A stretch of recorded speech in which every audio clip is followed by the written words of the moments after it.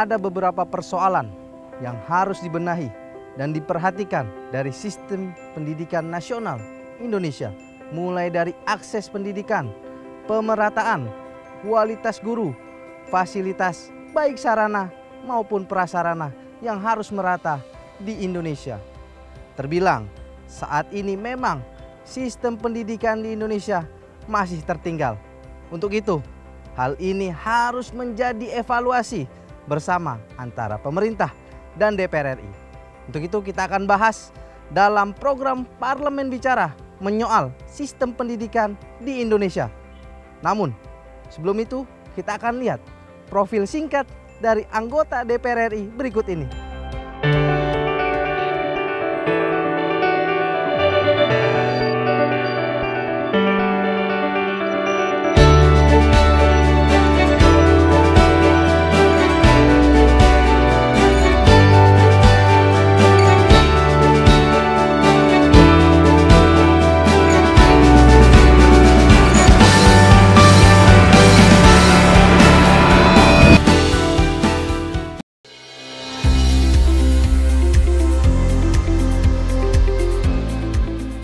Agustina Wilujeng Pramestuti merupakan petahana dari Partai PDI Perjuangan yang sebelumnya pada periode 2014-2019 bertugas di Komisi 4 yang membidangi pertanian, lingkungan hidup, dan kehutanan serta kelautan.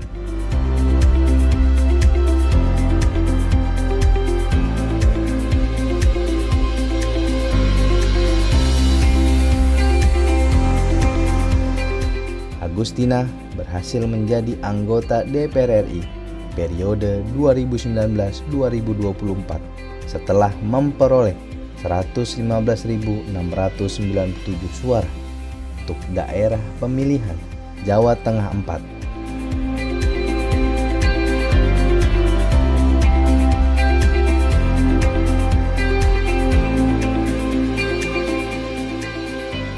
Dan saat ini beliau merupakan Wakil Ketua Komisi 10 DPR RI yang membidangi pendidikan, olahraga, dan pariwisata. Memulai pendidikan di SDN Negeri Serondol Wetan pada tahun 1984, SMPN 12 Semarang pada tahun 1987, dan SMA Saint Louis pada tahun 1990. Lalu beliau melanjutkan pendidikan strata 1 di Universitas Diponegoro, jurusan Sastra Inggris pada tahun 1997, serta menempuh strata 2 di Magister Manajemen Universitas Sultan Agung pada tahun 2002. Sejak di bangku kuliah, Agustina adalah kader muda dari PDI Perjuangan. Semasa kuliah di Universitas Diponegoro, Agustina aktif di Gerakan Mahasiswa Nasional Indonesia atau GMNI. Agustina terus berperan pimpinan cabang Semarang. Pada tahun 1999, Agustina terpilih menjadi anggota DPRD Kota Semarang, dan pada tahun 2004 untuk DPRD Provinsi Jawa Tengah. Sempat menjabat sebagai Wakil Ketua DPC Semarang di periode 2005 sampai 2010. Kini Agustina menjabat sebagai Sekretaris DPW PDI Perjuangan Jawa Tengah.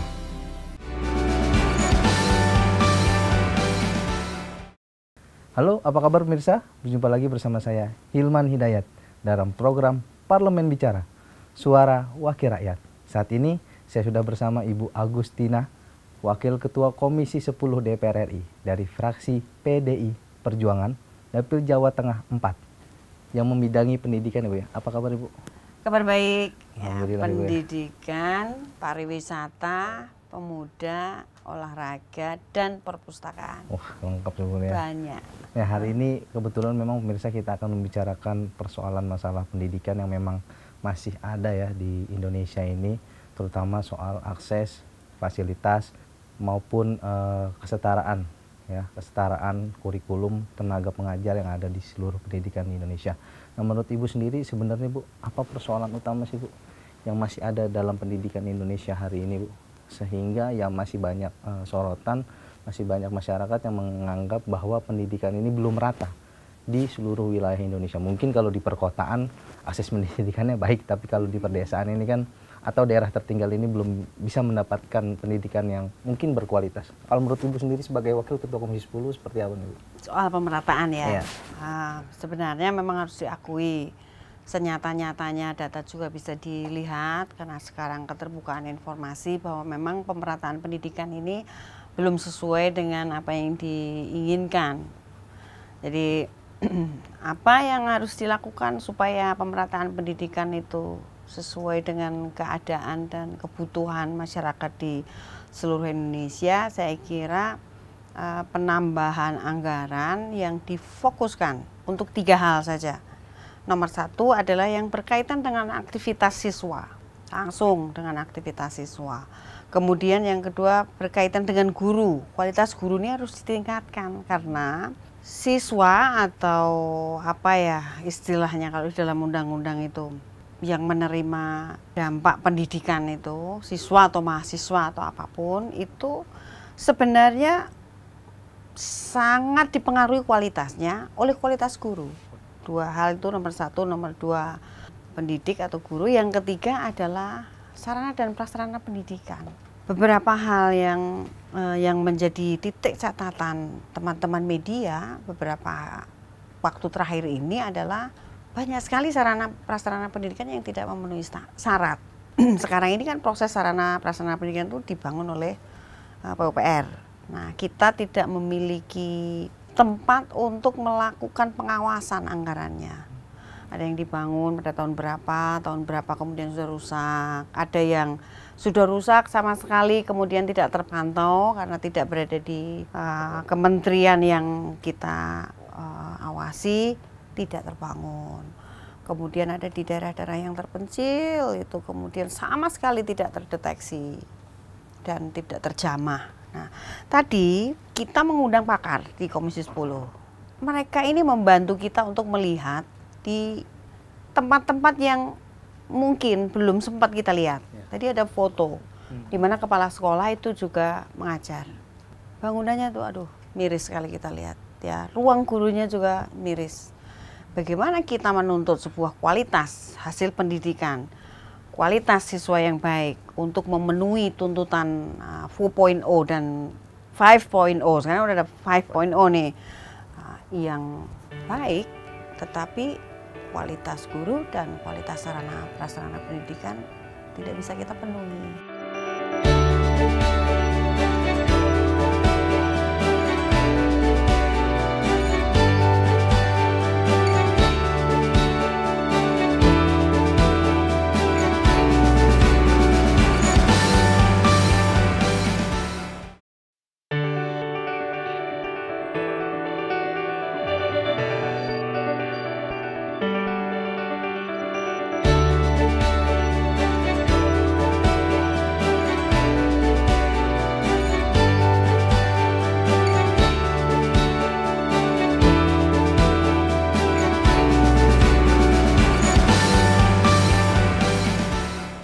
Tapi kan kita tahu, Bu, anggaran kita kan ya lumayan besar, Bu, dalam APBN ini pendidikan. Tetapi masalah akses ini masih belum bisa dijangkau oleh seluruh masyarakat yang ada di daerah ini, Bu. Itu tadi yang saya sampaikan di dalam rapat komisi, mungkin tidak terupload, tidak tersampaikan oleh para pakar. Saya sampaikan bahwa amanat Undang-Undang Dasar 45 itu 20% dari APBN dan 20% dari APBD itu digunakan untuk mendukung fasilitas pendidikan. Tetapi faktanya ya, dan kalau APBN saja itu jumlahnya spektakuler loh, 505,7 triliun. Yang tadi saya sampaikan di 3 titik tadi yang berkaitan langsung dengan siswa, aktivitas siswa, dengan guru atau kualitas dan segala macamnya, dengan sarana prasarana pendidikan itu kan hanya ada di 3 kementerian dulu yang tahun 2020. Sekarang di 2 kementerian saja karena ada penggabungan Dikti dan Dikdas. Itu yang di Kemendikbud 35,7 di Kemenristek Dikti 41. Artinya hanya 77 triliun dari 505. Kemudian dari yang ada di Kemenak itu hanya 55 triliun. 77 dan 55, sekitar 130-an. Yang lainnya itu diaku sebagai urusan pendidikan, itu ada di transfer daerah dan dana desa. Yang kita masih harus mencari nih, question mark juga apakah benar itu 61% itu semuanya bisa kemudian kita pertanggungjawabkan sebagai dana pendidikan. I don't know. Nah ini Pak Komisi 10 sendiri bagaimana melihat postur anggaran yang hari ini? Kita memang sering sekali menyuarakan menuntut supaya 20% amanat Undang-Undang Dasar itu dipenuhi. Nah sekarang tinggal pemerintahnya nih. Hari kemarin itu dilakukan oleh DPR periode lalu nih. Saya kan berada di Komisi 4 sehingga concernnya ada di komisi yang bersangkutan, tidak di sini. Ke depan kita berharap bahwa ajuan pemerintah itu lebih banyak menyasar pada 3 hal ini loh. Ya ini ada di kementerian lembaga yang lainnya juga loh, ada 17 kementerian lembaga lainnya yang juga menerima anggaran yang berbunyi fungsi pendidikan. Nah kenapa nggak fokus saja? Fokus lah, mau ada di Kemendikbud atau di Kemenak, tetapi fokus menyasar 3 hal itu tadi. Aktivitas siswa, kemudian guru, kualitasnya, dan sarana prasarana pendidikan. Dan itu bolehlah dikembalikan di tempat di mana proses penganggaran dan pengawasannya itu berada pada satu titik yang sama. Berarti kalau menurut Ibu ini belum maksimal karena anggarannya masih menyebar ya, belum terfokus. Iya, menyebar kemana-mana. Ya, kalau menyampaikan laporan pertanggungjawaban DPR secara keseluruhan bahwa kita sudah melaksanakan amanat undang-undang 20% pendidikan dari APBN, oke lah bisa dibilang begitu. Tetapi dari hasil kualitas sumber daya manusia yang ada, dari temuan teman-teman media, dari pendapat para pakar, apakah kita akan berhenti di situ? Tidak, saya kira kita yang Komisi 10 sepakat dengan Pak Menteri nih, Pak Menteri yang baru nih keren nih, bahwa mindset pendidikan ini harus dirubah ke arah 2 hal nih. Nomor 1 adalah seperti seorang dokter yang menemukan obat untuk sebuah penyakit, dan yang kedua seperti seorang dokter yang mencari penyebab mengapa terjadinya sakit. Jadi hasil dari pendidikan itu harus hanya 2 itu saja. Yang lain-lainnya itu melengkapi fasilitas seperti yang sekarang menjadi tugas pemerintah itu, kemudian birokrasinya, kemudian birokrasi yang dikaitkan dengan kepegawaiannya, ini harus menjadi support dari sebuah sistem pendidikan yang mengarah pada menghasilkan sumber daya manusia yang memenuhi tantangan zaman. Tapi kalau menurut Ibu melihatnya seberapa parah sih Bu kesenjangan yang ada pendidikan di daerah dan di perkotaan, terutama dari fasilitas dan tenaga pendidik? Saya bilang parah. Parah ya. Ada tadi temuan dari Pak Toto tadi ya, yang mengatakan bahwa hasil survei dari UNESCO yang mengatakan bahwa kesejahteraan yang diberikan guru tambahannya itu tidak berpengaruh terhadap kualitas pendidikan. Nah, tetapi itu kita harus lihat lagi survei itu mengarahnya kemana atau kepada siapa partisipan yang disurvei. Tadi kita dalam diskusi mengatakan bahwa jangan cuma klaster guru itu yang disurvei, tetapi seluruh guru yang ada, supaya proses penyelesaian masalahnya itu lebih holistik. Nanti diselesaikan ini muncul lagi di sana, diselesaikan di sini muncul lagi di sana. Tidak bisa demikian dong. Ini negara loh. Kita harus melihat dalam sebuah jangkauan yang lebih luas, kemudian mencari titik temu untuk itu. Nah ini Bu, ini juga nih ada laporan dari program for International Student Assessment atau PISA ya, yang menempatkan Indonesia ini di urutan terbawah terkait dengan mutu pendidikan. Tapi jangan dijawab dulu Bu, kita akan kembali lagi dalam segmen yang selanjutnya. Tetap di program Parlemen Bicara.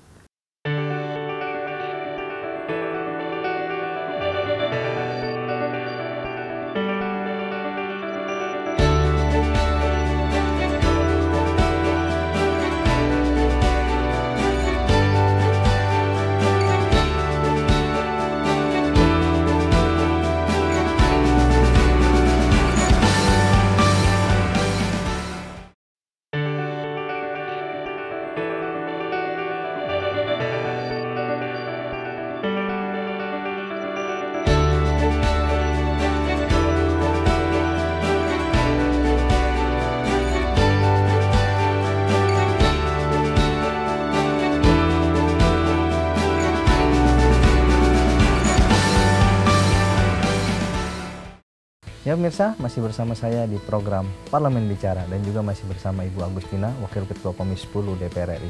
Jadi kita sudah membicarakan beberapa terkait dengan pendidikan nasional di Indonesia bersama Bu Agustina. Bu, sebenarnya apa yang diharapkan dari Komisi 10 DPR RI tentang bagaimana inovasi dari Pak Menteri yang baru nih, Bu? Beliau kan juga sebagai inovator teknologi atau memang pengguna teknologi hari ini yang sudah sangat berkembang lah, Bu. Apa ini harapan dari Ibu sendiri, Bu? Pak Menteri Nadiem ini, Mas Menteri ya, Mas. Dibilang bukan Pak ya, masih muda, biar muda ya. Iya. Menteri milenial. Menteri milenial. Sebagaimana kita tahu dia adalah seorang profesional muda yang sukses menggunakan teknologi informasi. Yang lebih menarik lagi setelah berdiskusi beberapa kali bertemu dengan beliau di luar officially ya, Pak Nadiem kami melihat bahwa memiliki konsep yang sangat bagus. Visinya ada, Pak. Ya, untuk memperbaiki dunia pendidikan di Indonesia. Hanya saja undang-undangnya belum begitu mendukung. Ya, karena itu dari diskusi kemudian dari paparan di Komisi 10 kami sepakat untuk merevisi undang-undang mengenai Sisdiknas ini. Ini unofficially juga nih, kita juga melakukan banyak pertemuan yang tidak resmi dengan Pak Menteri untuk bisa kemudian bersepakat siapa yang akan mengajukan revisi undang-undang Sisdiknas. Apakah pemerintah atau DPR? Usulnya, Bu. Ya, tapi di dalam proses diskusi itu kita sepakat siapapun yang mengusulkan, tema besarnya adalah ini. Tujuannya adalah ini, kemudian isi dan goalnya adalah ini. Apa tuh, Bu? Yaitu baru dibicarakan dan itu tidak resmi, non formal, pertemuan non formal. Jadi tidak lagi memakai anggaran negara, rapat dibayar oleh pemerintah, tidak. Berarti punya komitmen aja, punya komitmen dimanapun Pak Menteri berada, berdiskusi dengan kita via WA, via pertemuan kecil sambil ngopi terus, karena kita punya komitmen yang sama nih. Kebetulan ya bahasa Jawanya itu dilalah. Apa ya dilalah itu apa? Bahasa Indonesianya yang paling enak itu. Itu kita punya visi yang sama nih. Ya teman-teman Komisi 10 dengan Pak Menteri ini punya visi yang sama. Kita sepakat nih, ini harus dirubah. Menuju ke apa?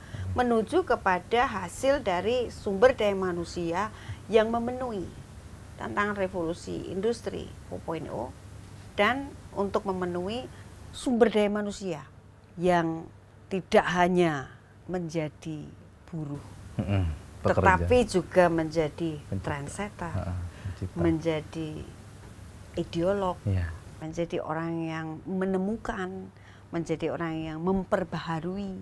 Ya, ini sudah sepakat nih. Maka kemudian hari-hari ini kita penuhi dengan apa? Saling mengisi. Kita menemukan ini nih, oh ini. Kita menemukan ini. Oh. Sharing, Ibu. Iya, sharing. Sharing terus dan itu non formal. Bagusnya itu. Kita tidak lagi melulu terpaku pada tugas kita ini harus rapat dulu dong baru ini, rapat dulu dong baru ini, tidak. Kalau untuk sebuah hasil yang harus dipenuhi secara letterleg hitam di atas putih, oke lah. Tapi itu nanti. Jadi tidak akan banyak rapat di DPR nantinya. Tapi kira-kira ini akan jadi prioritas nggak, Bu? Undang-undang Sisdiknas ini? Sudah masuk prolegnas. Sudah masuk ya, Bu? Ya, tadi malam pukul 7 diputuskan bahwa Sisdiknas itu masuk prolegnas. Tapi satu lagi, Bu. Mungkin menurut Ibu, Indonesia sebenarnya harus mencontoh negara mana nih yang kira-kira ya pendidikannya sudah better, lebih baik daripada kita sistem pendidikan ya. Kalau secara pribadi mencontoh itu bukan hal yang baik ya, tetapi bahwa kita akan melakukan studi banding, referensi, kemudian mengundang banyak orang yang sudah menikmati pendidikan di sono, mungkin syukur-syukur dia pernah menjadi tenaga pendidik di mana gitu, oke lah. Tapi bahwa aku percaya Indonesia is unique ya. Kalau Bung Karno saja berani tidak ikut negara Barat atau Timur, kemudian menciptakan yang namanya negara non-blok, kemudian tidak ikut sosialisme, tidak ikut kapitalisme, Pancasila kita, why not? Kita bikin yang Indonesia, pendidikan Indonesia yang sesuai dengan Indonesia, walaupun kita tidak bisa membantah bahwa peran-peran pengaruh dari luar, dari dunia barat, dari dunia timur, dari dunia manapun itu akan masuk di dalam proses pembuatan undang-undang ini. Berarti Ibu yakin Ibu sistem pendidikan kita akan lebih baik ya Bu? Pendidikan kita dalam dengan karakter Indonesia, ya tentu saja karakter Pancasila. Ya pemirsa, itulah pembicaraan saya dengan Bu Agustina, Wakil Ketua Komisi 10 DPR RI. Tadi ada beberapa hal memang yang kita soroti terkait dengan guru, pemerataan, anggaran, fasilitas, dan juga kurikulum. Komisi 10 memang nantinya akan berupaya berkomitmen bagaimana mendorong undang-undang revisi dari Sikdisnas agar memang pendidikan nasional kita ke depan akan lebih baik. Mungkin itu saja, sampai berjumpa di episode Parlemen Bicara yang selanjutnya. Sampai jumpa.